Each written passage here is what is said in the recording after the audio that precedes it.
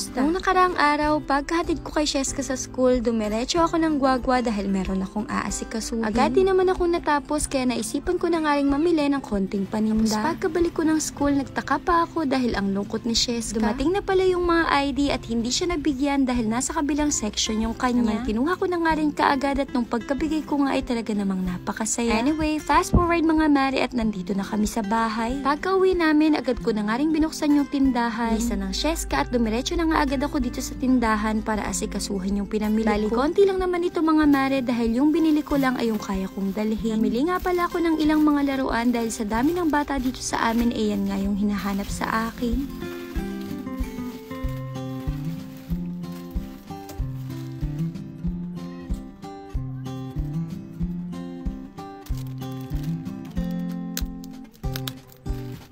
Actually, once a week lang talaga yung schedule ko ng pamimili ng tinda para sa tindahan. Pero sa tuwing nagkakaroon ng pagkakataon o nagagawi kami sa mga bilihan, inusulit ko na talaga yung pagkakataon at isinasabay ko na nga yung pamimili. Abay, sayang din naman kasi yung gas at yung pamasahe.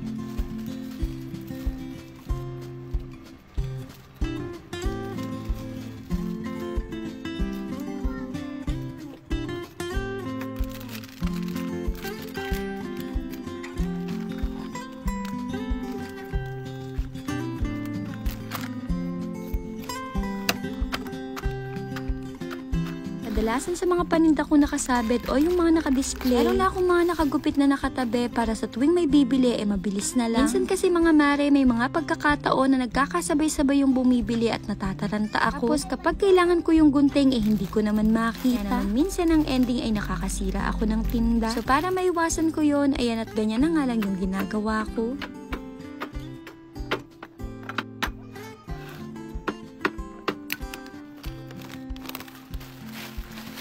Pagkatapos kong mag-ayos ng paninda ay bigla naman akong nagutom. Kaya naman ito at kinuha ko nga yung natira naming pandesal na binili namin ng daddy nung umaga. Tapos itong milk tea na dapat sana ipasalubong ko kay Sheska. Binili niya kasi sa akin na ibili ko siya ng ganito kaso nga lang biglang ayaw na niya. Kaya naman ayan at ako na nga lang ang iinom. In fairness at masarap din naman palang isabay ang pandesal dito sa milk tea. Anyway, ito na nga pala mga mare yung update dun sa magiging bagong pwesto ng pinto at bintana nila mama. Since ginamit ko nga yung harap ng bahay kung saan nandoon yung main door nila para gawin kong tindahan, kailangan magkaroon ng bagong pwesto yung magiging main door nila. At dito na nga gagawa ng bagong pinto sa side ng bahay sa tabi ng parking. Bali ito nga malaking bintana ay aalisin na at dyan nga ilalagay yung pinto. Actually, matagal na nga rin plano nila mama na alisin na yung malaking bintana na ito at ilipat din ang pwesto. Sobrang laki kasi tapos ayan at pinamahayan pa ng anay. Diyos ko, hindi nga kami nahirapan sa pag-alis dyan dahil sobrang lambot na at wala ng laman. Isa nga rin talaga mga mare sa malaking problema namin dito sa bahay ay itong mga anay. Ilang beses na kami